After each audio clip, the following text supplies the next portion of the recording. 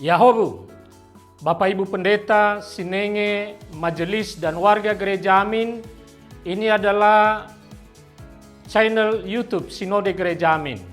Karena itu, bagi yang mencintai Gereja Amin, tontonlah, subscribe, like, dan bagikan. Gereja Amin yang tangguh, mandiri, dan peduli. Tuhan Yesus memberkati.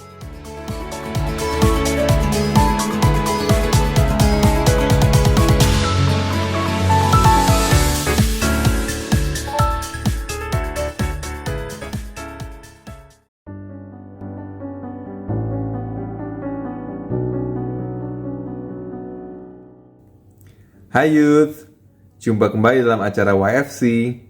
Kali ini kita akan menyimak tulisan dari Pendeta Ana Nuraini dalam buku Renungan Youth for Christ dengan judul Tentang Terang, berdasarkan Kisah Para Rasul 9 ayatnya yang pertama sampai dengan yang ke-9.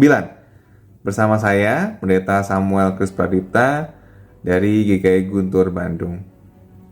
Yuk, mari sebelumnya kita bersama-sama berdoa. Ya Tuhan, kami sungguh mengucap syukur untuk penyertaan Tuhan setiap hari yang terus dapat kami rasakan. Kami percaya bahwa Allah adalah setia dan kami senantiasa berjalan dalam penyertaan Tuhan yang menopang kehidupan kami.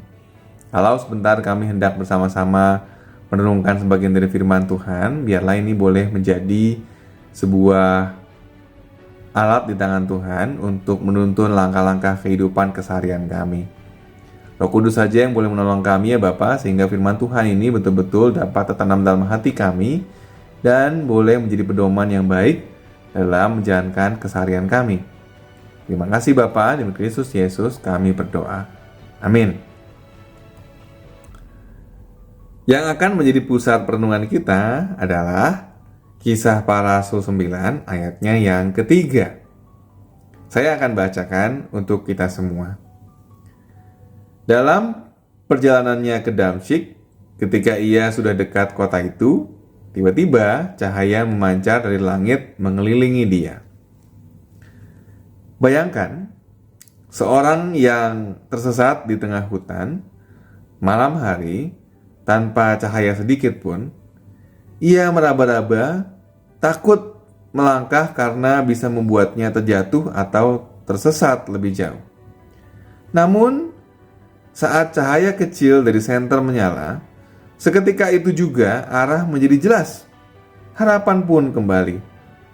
Terang itu tidak mengusir semua kegelapan sekaligus, tetapi cukup untuk menuntun selangkah demi selangkah. Demikian juga dalam hidup ini. Di saat tersesat dalam kegelapan dosa, terang dari Tuhan dapat memberi arah dan keselamatan. Saulus adalah seorang yang dikenal kejam terhadap para pengikut Kristus. Ia rela menempuh perjalanan jauh dari Yerusalem ke Damsyik yang memakan waktu sekitar 5-7 hari untuk sampai. Itu semua ia lakukan untuk menangkap dan menganiaya pengikut Kristus. Namun hidupnya berubah 180 derajat ketika terang dari langit menyinari dirinya dan ia mendengar suara Yesus. Dalam sekejap, Saulus menjadi buta dan tak bisa melanjutkan perjalanannya. Bukan hanya matanya yang ditutup, tetapi hidup lamanya juga berhenti. Ia yang dikenal sebagai Saulus sang penganiaya, diubahkan menjadi Paulus sang rasul yang memberitakan keselamatan Kristus. Youth, Tuhan yang sama masih terus memancarkan terangnya sampai hari ini. Bentuknya mungkin bukan berupa cahaya yang menyilaukan, melainkan teguran, panggilan, atau momen keheningan yang menyadarkan bahwa hidup kita perlu diubah. Saat terang itu datang, jangan diabaikan. Biarkan Tuhan mengubah hati dan arah hidup kita seperti yang Dia lakukan kepada Paulus. Mari kita berdoa. Ya Tuhan, kami mengucap syukur untuk firman Tuhan yang boleh mengingatkan kami untuk senantiasa berserah kepada Tuhan, yang memancarkan terang yang dapat menerangi kehidupan kami dan mengubahkan langkah-langkah kehidupan kami senantiasa. Ajar kami untuk berserah kepada Tuhan saja, dibentuk dan dituntun oleh Tuhan kepada jalan-jalan yang Tuhan hendak berkenankan untuk kami tapaki.